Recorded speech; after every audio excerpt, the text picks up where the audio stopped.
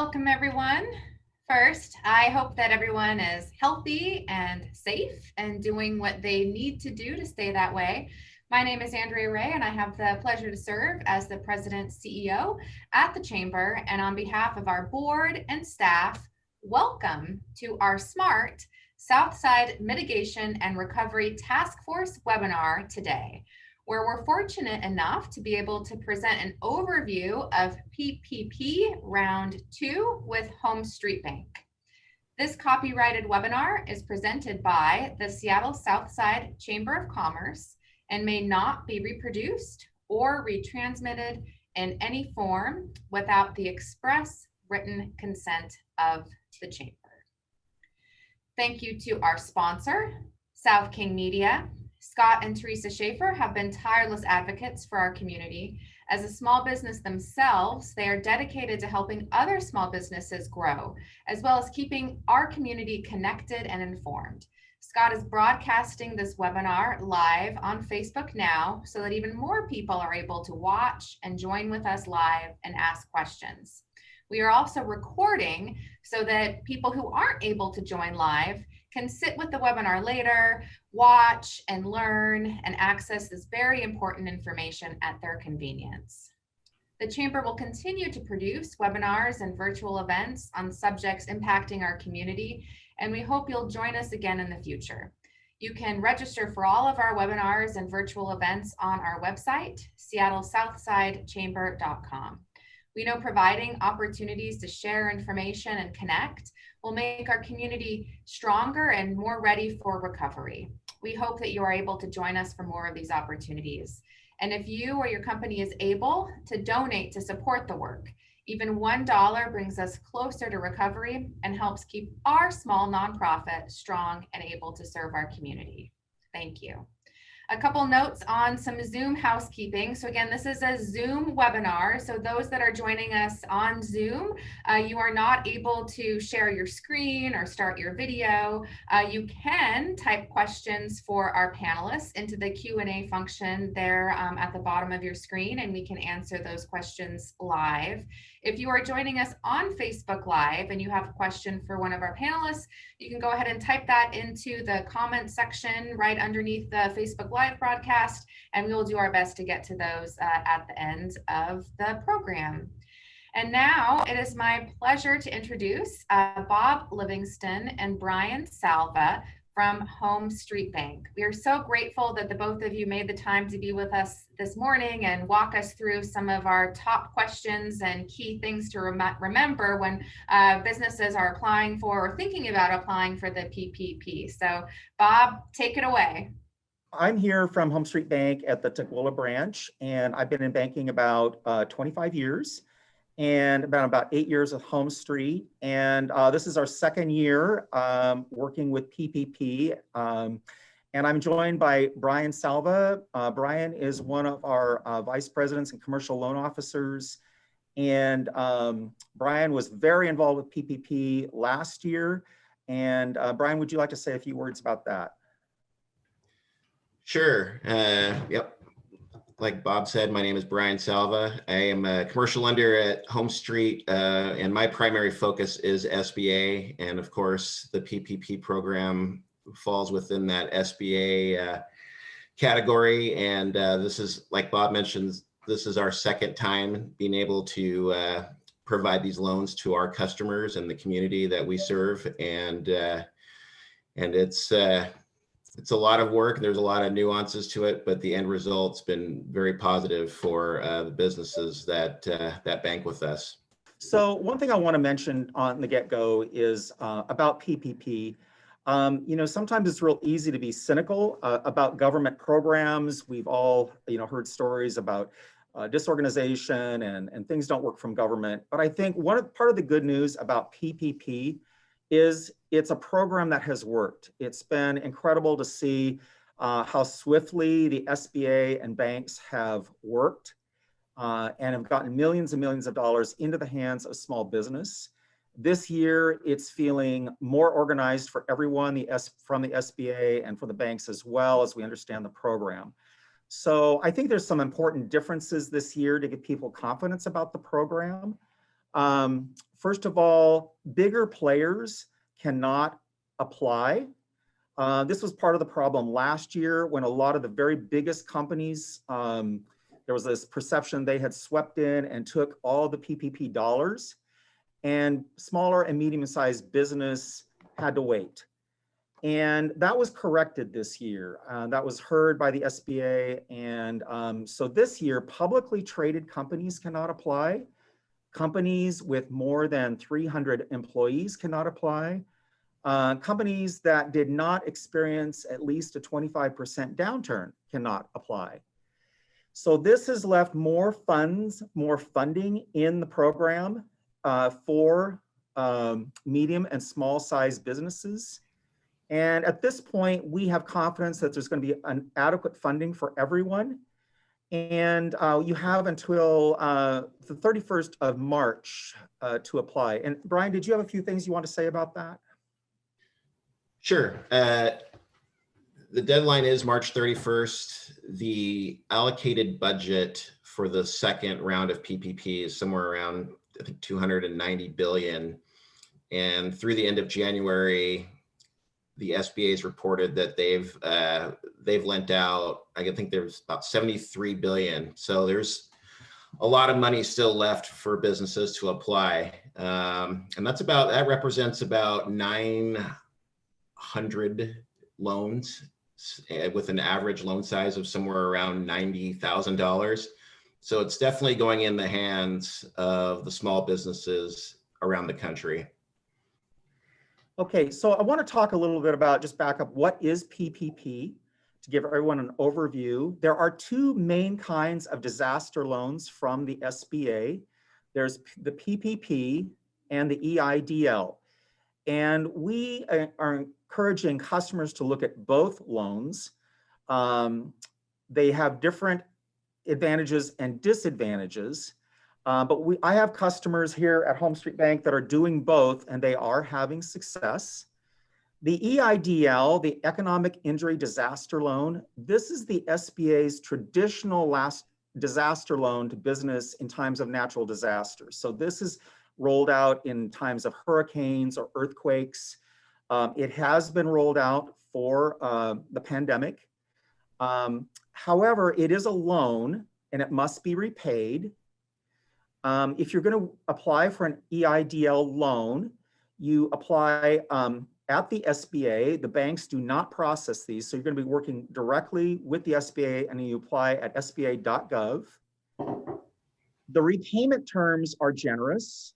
It's a 3.75% rate, 2.75% for nonprofits. It involves repayment schedule up to 30 years. No collateral for amounts under $25,000. However, it is not forgivable. It is a loan.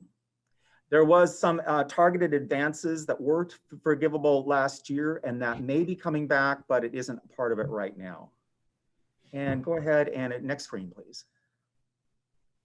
So the Paycheck Protection Program is unique. It was specifically created to assist business in response to the pandemic. The application is made through qualified banks and other lenders. It is potentially 100% forgivable.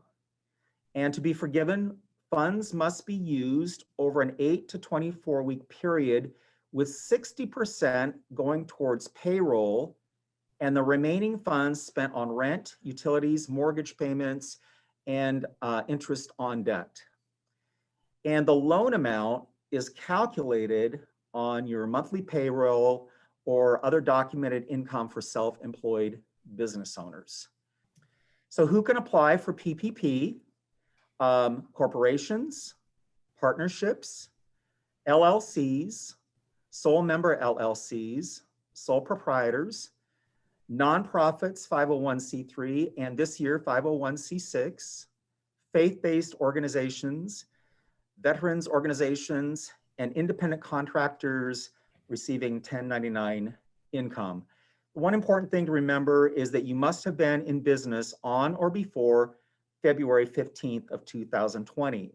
If you started your business later than that, unfortunately, this program will not work. So One of the things to understand this year about PPP is there are two versions of it, round one and round two. Round one is for an organization or a business that did not apply for a PPP loan last year. So the good news is you can apply this year as a round one participant. And what's important to know about that is you do not have to show a 25% reduction of gross revenue if you're applying for round one. So if you've never applied for PPP, this is a new requirement that doesn't apply to you.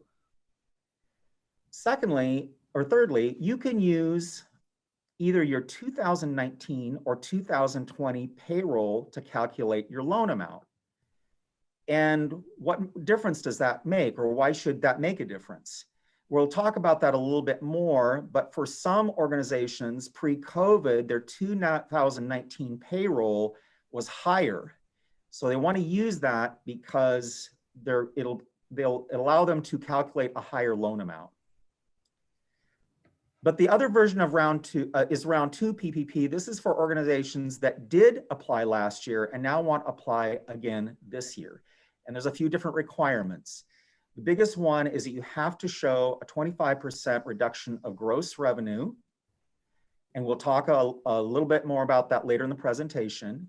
And again, you can also use your 2019 or your 2020 to calculate your loan amount. And again, it might be based upon your pre-COVID payroll that was a higher than it is in 2020. At HomeStreet, eligible customers are customers who have an existing open or active operating account at HomeStreet Bank. We can help new customers if they will move their primary account to HomeStreet. Most banks are probably in the same situation. And again, you can apply for either the first round if you've never done it before, or the second round.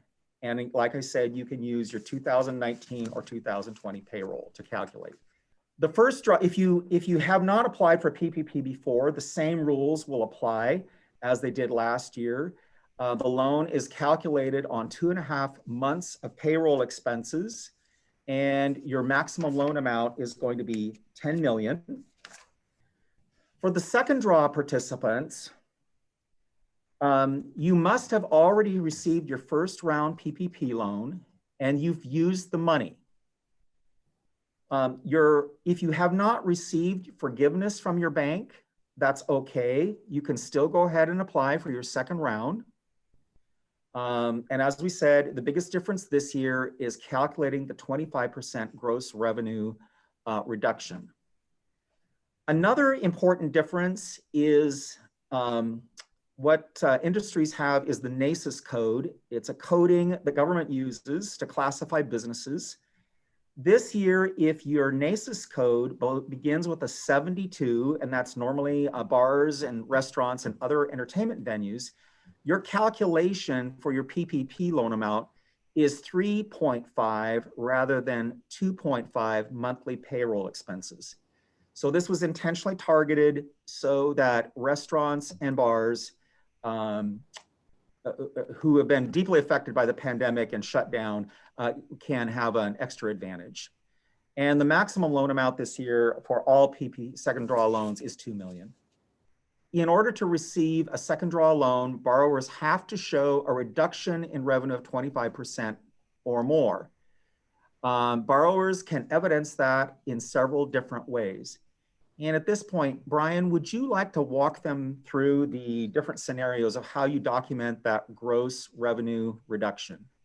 As Bob mentioned, one of the kind of complaints about PPP round one were that anybody basically in business can, even if you're operating or shut down, can get a PPP loan. And so for this round, the government and the SBA wanted to make sure that people getting these funds actually needed it, and they came up with the 25% revenue test.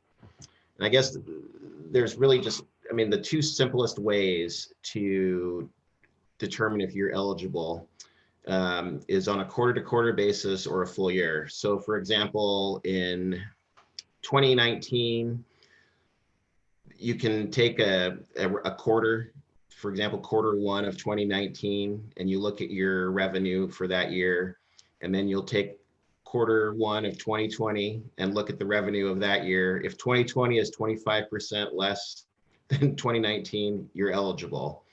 And the banks are only going to ask you to provide a P&L statement for that quarter.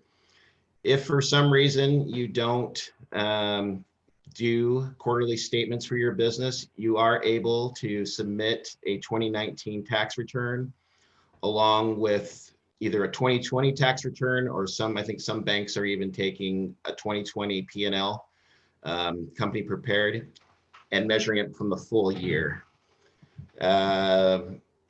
If you were not in business in 2019 and are not able to compare quarter to quarter, you can take your Q1 of 2020 and compare it to the other 3 quarters of 2020 and must show a 25% decline in revenue. But in all of those instances, like Bob mentioned before, you had to have been in business on February 15th, 2020 and verify that by showing some payroll expense. But ultimately, I mean, this is the formula the SBA came up with. I get a lot of questions about, well, technically, you know, Q1 of 2020 was a bad quarter for just about everybody, but quarters 2, 3, and 4, business picked up, and maybe year over year, they actually didn't lose 25% in revenue as a whole. That might be true. The SBA is only asking for a quarter, so I'll kind of leave it at that. That's good. And so, yeah, the biggest thing there is that you had to have been in business on February 15th of 20. And if you did start the first quarter of the pandemic, in first quarter of 2020, you can still apply. You can compare it to later quarters, right, Brian? That's correct. Yeah. There's another scenario that's come up is someone who started their business in 2019. Let's say, and I had a situation like this where somebody started in summer of 2019. And so the last 2 quarters they were in business, and can they apply for PPP? And the answer is yes, they can. And Brian, can you speak to how they demonstrate the 25% Sure. reduction? The most common is that we've seen is taking the fourth quarter basically of 2019, which is probably your first real operational quarter, and comparing it to the fourth quarter of 2020. There is one scenario that has come up, and it's in really fine print, is if you were only in business in Q4 of 19, you can actually compare that to any quarter of 2020, and it's not in bold, but it is definitely in the IFR. So that scenario is going to be far and few between, but if that does apply to you, there is a way to still get a PPP loan. Yeah, they really are looking for ways. If you can demonstrate a significant drop in income due to the pandemic gross revenue, then they're looking for different scenarios to allow you to apply. I think that's the good news in this. So quarter over quarter, year over year, we can find a way for you to apply. The only way that you're not going to be eligible is if you did not operate or you did not start your business until Q2 of 2020. Anything else, there's a way to do a PPP loan for you. So there is some documentation required for documenting your second draw loan.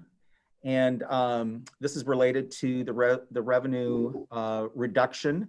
What are they going to ask for? How do you prove that you've had a 25% reduction in income? What are they looking for? Brian, would you like to speak to that one as well, please?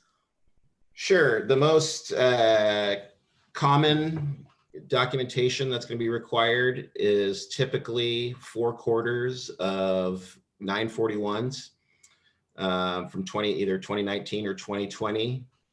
Banks will also accept a 940, which is an annual payroll report. If you don't have those, for example, some banks, I guess I should preface this.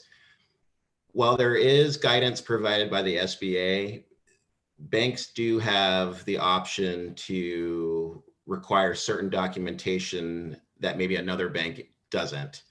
So for example, for some reason you don't have 941s or 940s, you can also provide a third-party payroll report. So for example, if you use ADP to do your payroll, they do a really awesome report for their clients, and it is designed for banks in order to qualify you for a PPP. So they'll break out everything. And so we will accept those. Is this the part where we want to get into the Schedule C? Go ahead. So you're actually speaking to the documentation required for payroll. That's fine. I was talking about the documentation of reduced revenue, the financial statements. That's okay. Go ahead and continue on that. How do we document, for example, here's a good example, a single member LLC who does not have employees.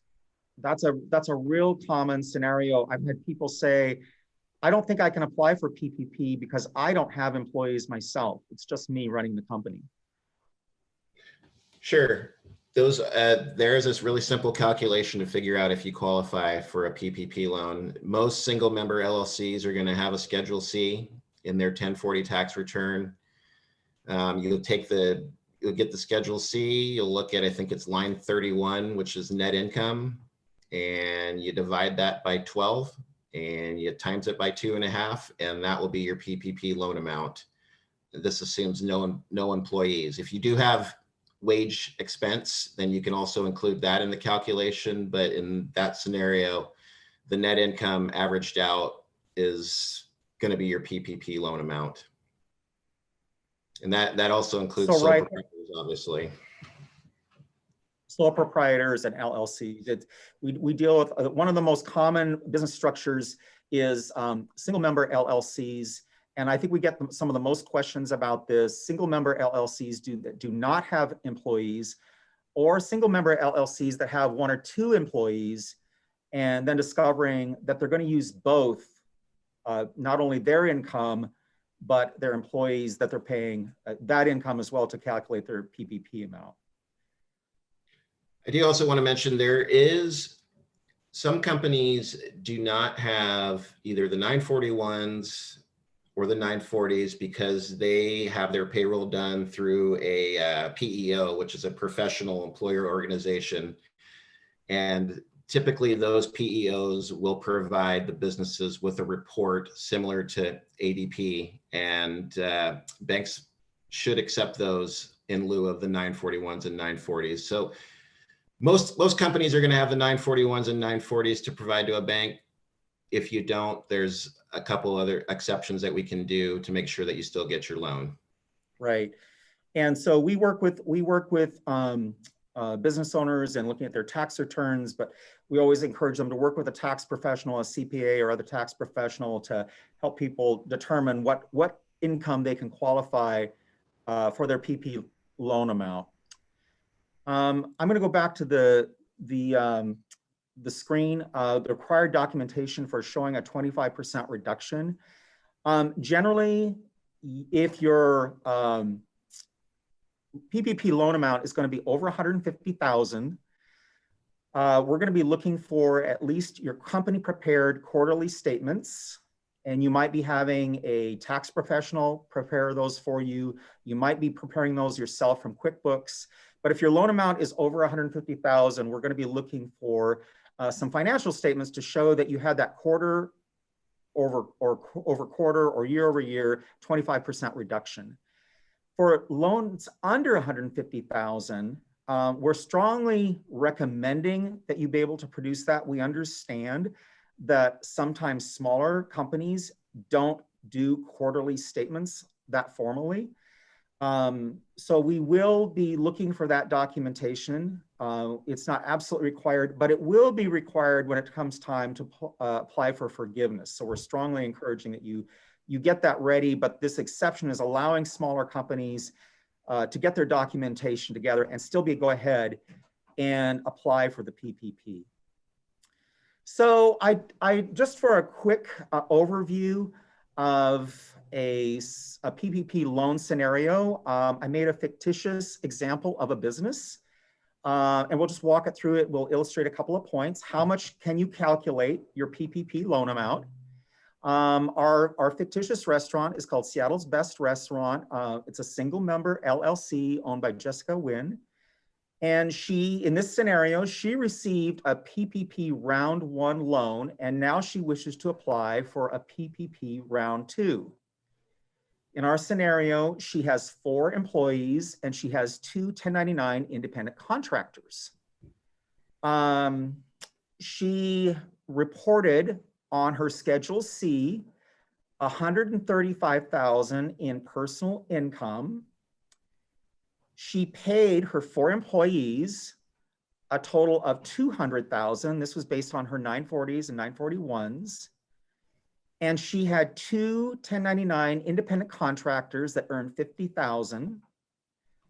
And as far as her gross revenue, in Q4 of 2019, her gross revenue in that quarter was $100,000.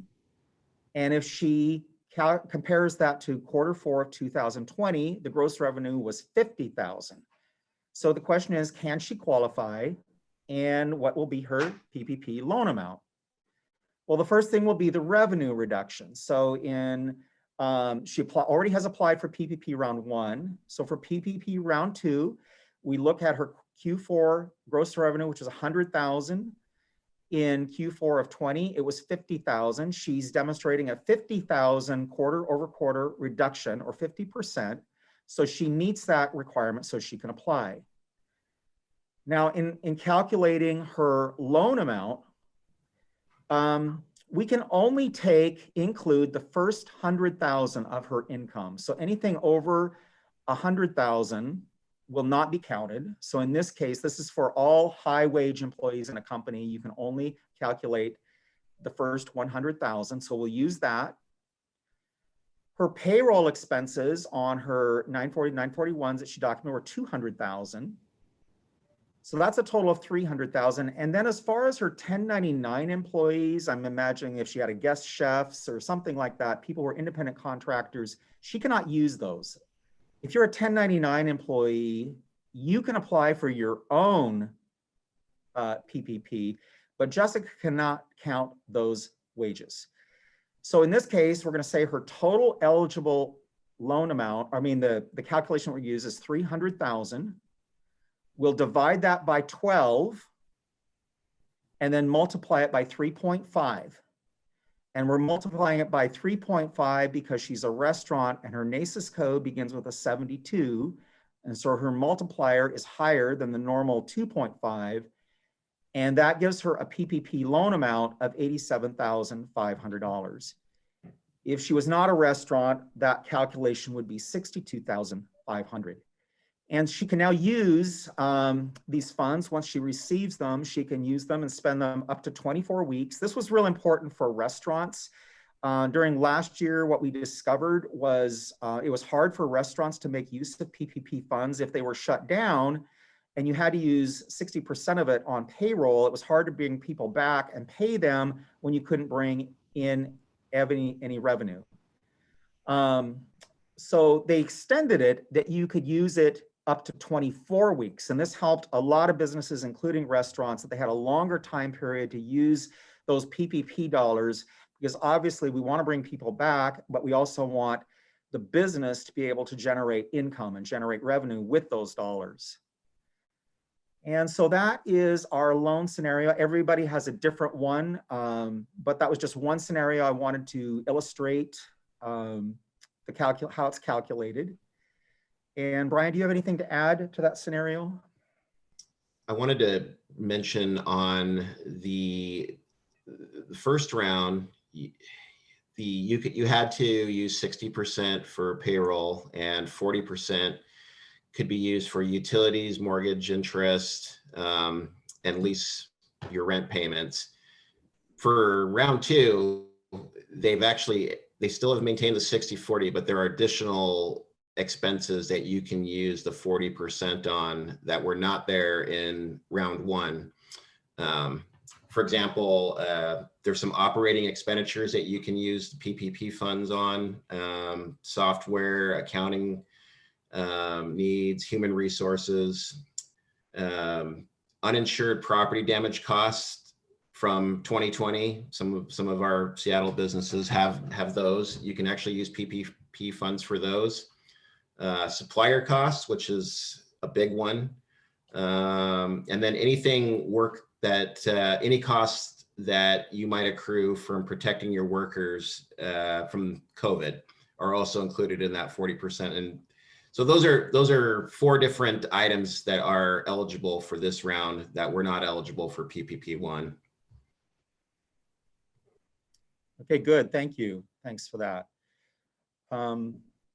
That wraps up our broad overview. I'm sure there are many different scenarios out there, and everyone's got a unique situation. Someone who's a single member LLC, someone who's a partnership, someone who's a sole proprietor. There are all kinds of scenarios. We're glad to be a resource and a help, and our contact information is on here. And I think if we have some time for questions, maybe we should try to do that. Yeah, perfect. All right. Thank you so much, Bob and Brian. Really, really do greatly appreciate it. Just a reminder that if you are joining us on Zoom, to go ahead and type your questions into the Q&A function there at the bottom of the screen. We can answer those live. And if you are joining us on Facebook, to type those into the comments section, and we will do our best to get to those as well. So one question that is coming in, I think you kind of answered it already a little bit in the presentation, but this is also for the single member LLCs. What if they are, family business, right? So it's a husband and wife team. And so they are there's no other payroll, there's no other employees. It's just the husband and wife. How would they calculate their eligibility for the PPP the same way, or would they have to take the net profit and kind of like do a different calculation to divide it by 2 for the 2 of them, or are they married so they're 1? How would that work? Most likely in that scenario, they're gonna still be on file a Schedule C, and there's still gonna be the net profit divided by 2. And divide times, depending if they're a restaurant or not, the 2.5 or 3.5.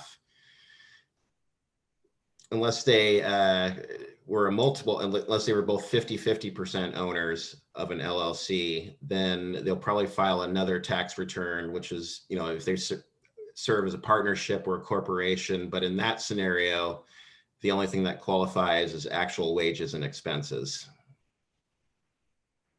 Gotcha. Perfect. Thank you. Next question. This business, all the employees, are actually not employees. They're independent contractors, all paid through 1099. So Bob, your example of, maybe having those guest, chefs or something like that.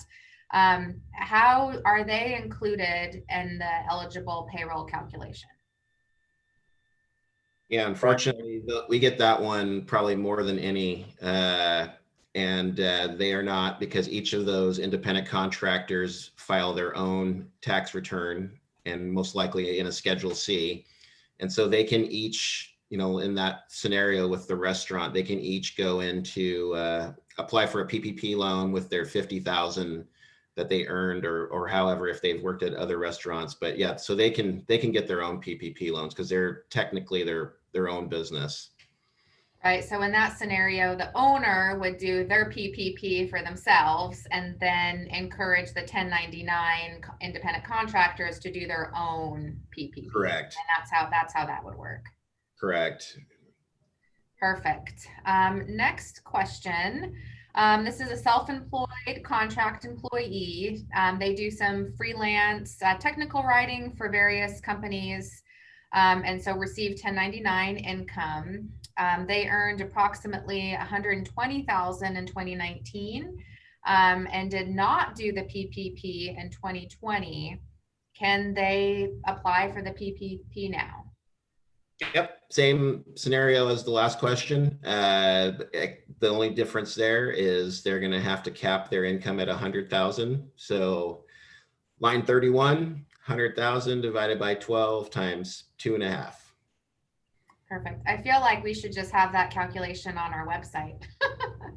Yeah, we thinking about getting a tattoo of it actually. That'd be good. Perfect. And I think you also answered this question in the program because you did again said that PPP is now open to businesses that are, you said 501c6s, charitable organizations, religious organizations. It's open now for all of those. The only person that or the only entities that it's not open to are those publicly traded companies, correct? That's kind of true. There are some businesses that the SBA deem not eligible. Anything kind of that has to do with maybe adult bookstores are not eligible. There has been a little controversy with dispensaries in the marijuana field. I'm not exactly sure what happened with that, but federally they're not eligible. Any business that their primary revenue is generated from gambling is not eligible. And also what we're finding this time around is the SBA is actually doing a little bit better job of vetting out these customers when they apply for these loans. So the first round, when the bank approved it, the SBA automatically approved it. Now, when the bank approves it and submits it to the SBA, there may be a delay because they're finding something in the background of the business or the owner of the business that would deem it not eligible. For example, anybody on that may have a felony in the past or is on parole, they're not eligible. So there are some businesses and borrowers that could not get a PPP loan because of the eligibility requirement of the SBA. Perfect. And that would be that they would, the SBA would find that through like the social security number of the borrower, and, that, as you mentioned earlier, that, the NACIS code, right? So, Correct. a marijuana dispensary is going to have a different NACIS code than, the restaurant down the street. And so that's what will flag it for them, right? So even if the bank does approve it, then it'll get stopped by the SBA. That's correct. That didn't happen the first time. In fact, you've probably read some of the horror stories of people getting multiple PPP loans using different social security numbers, different tax ID numbers. So it was that first round was pretty crazy, but this time around they are really making sure that the people that need these loans get these loans. Andrea, back to your question though, that it's pretty broad. I mean, the types of organizations that can be helped through this, and faith-based organizations, churches, various nonprofits, again, they're going to be asked to show, what are your payroll expenses that if you're a nonprofit, you probably have, standard payroll, you're paying an executive director or whatever. And those are the employees those salaries are what they're going to look at to calculate the PPP amount. And then it's very true that a lot of these nonprofits and churches have experienced the revenue reduction. So if they're applying for the second round, they may well qualify. They've experienced a lack of giving or not able to do their fundraisers, and so they're going to be able to qualify. So we've helped a lot of different kinds of organizations as well. Perfect. I appreciate that very much. Looks like a final question here in the chat, which is kind of related to what we were talking about earlier, Brian, with your new tattoo idea. But is there an online calculator somewhere, maybe, on the SBA website, that people can go in and just check and run the numbers to see if they are eligible, or do they actually have to make an appointment and go through a bank? Or talk to the SBA or fill out the application? Just is there a quick way for somebody just to type a few things in and see if it's worth it, or do they actually need to have the meeting and go throughout the whole process? And then I guess one other question came in after you tackle this one. Yeah, I have seen online some companies there are calculators out there. I don't have one offhand, but the SBA also on their website does do a really good job of outlining how to calculate these things. So anybody that's looking just to see if they would qualify or how much they would get, I would start with sba.gov. Perfect. Thank you so much. So then final question. So somebody who is kind of in between banks, so, had a bad experience with their lender with the idle, kind of fired their bank and is kind of, going through the process of, getting a new bank. What should they do, right? So they're kind of in between banking institutions. Would they go back to their old bank to apply? Could they make an appointment with the new bank? I know you mentioned at the beginning, Bob, that it's that a new customer would be okay, or how would you go about meeting or the demands of a potential new customer? What should someone do who doesn't have a trusted bank that they're using regularly anymore? Well, that did happen last year. There was a lot of confusion when the PPP rolled out, both among the banks. That program was being rolled out very quickly. Everyone was working real hard to understand what the requirements were going to be. We were real proud of the fact that HomeStreet Bank, we kept an open door. People could come into our branches, talk with a manager, talk with us, whether they had an account with us or not. We did bring a lot of people to HomeStreet Bank through that process. They weren't getting answers from their own banks. And we're glad to have those conversations. Primarily, we want to see what the best fit is for them. And we'd love it if it would work out at HomeStreet Bank. But we are always willing to meet with them and talk with them and give them some guidance. And so we're glad to position ourselves as a resource in the community. I know Brian feels that way too. I got acquainted with Brian last year during PPP. He and I were trading phone calls and emails, helping customers. And I would see these emails coming in from Brian at 11 o'clock at night, 7:30 in the morning, 4:30 in the morning. Like, does this guy ever sleep? But it was his number one priority, and for all of us at HomeStreet Bank, to get this PPP loan into the hands of our business customers. There was nothing more important to them. There was nothing more important on their minds, because it was a matter for some businesses of survival. And we knew that. We took it very seriously. So the whole bank worked on it together, from top executive management, district management, branch managers, commercial loan officers, and underwriters. We all worked on PPP at the same time and made it as our highest priority. So we were real proud of the fact that when it was all over, we had been able to help 100% of our customers who qualified get a PPP loan. Nobody was shut out, and we're determined to do the same thing this time and position ourselves to be a resource for them and for the community. Perfect. Thank you so much, Bob. I know I really appreciate that. A lot of our chamber members have expressed just how grateful they are for everybody, for you and your team. Really, really, really appreciate it. I think, again, if someone is in between or has questions, again, the chamber can help provide a technical assistance appointment as well. I'm happy to help any business that's thinking about it. Our advice always, and I know you and I have talked about this, Bob, is that if you're on the fence, go ahead and apply, right? Right. There's no harm with getting accepted, and then you don't have to take it, right? But the application is due on the 31st, and so even if you're on the fence or you don't think, oh, well, maybe I won't need it.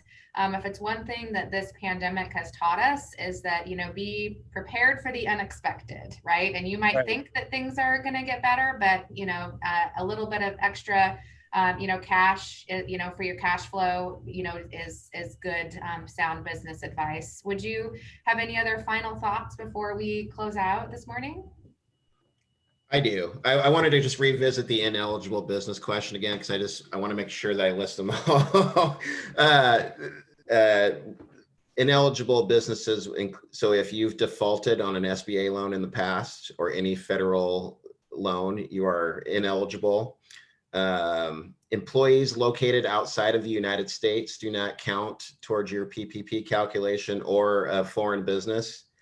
Any sort of pyramid, I don't know, or I guess, like, what do you call those things? Sales distribution companies are not eligible. Any sort of private club that limits, membership for reasons, other than capacity are not eligible. So for example, club for just men, not eligible. Government-owned entities are not eligible. And then a passive business. So for example, you formed a company to run your rental house, and that's your primary source of repayment. Those are not eligible. And then, of course, as I mentioned before, the cannabis or any sort of illegal activity, obviously. And then, but that's about it. And then finally, any business that's involved with lending, like bail bonds and investment companies, are not eligible. So. Perfect. This is a good place for me to say the chamber membership is open to all. Perfect. Great. Any last thoughts? All right. Well, again, I just, am so grateful that you made the time to be here with us today, Bob and Brian, and just walk us through, some of those top concerns that we're hearing from our small business community, so that we can hopefully answer those questions and help our small businesses feel more secure as they're looking to apply or have applied, or they're, waiting to hear back, so they know what to expect. Again, thank you all to everybody who made it with us, here this morning. We appreciate that you took time out of your day to spend with us. This webinar will be posted to our website, SeattleSouthsideChamber.com /smart.